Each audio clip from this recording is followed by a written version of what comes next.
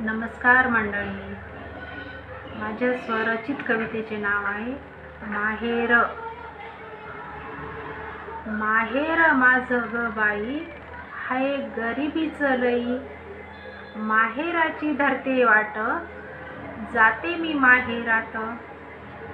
पाय पाण्यानं मी धुते, भाकरीचा तुकडा ओवाळून माय.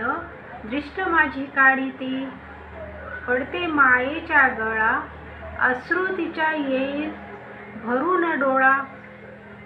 पडते बापाच्या गळा, बाप डोक्यावरुनी हात फिरवितो प्रेमाने. आलं माझं लेकरू थकुनी, करा म्हणतो तिला चहा पाणी. भाऊ बहीण लहान, गळा बैठक घेती कडाडून. म्हणे ताई आली आमची गुणवान.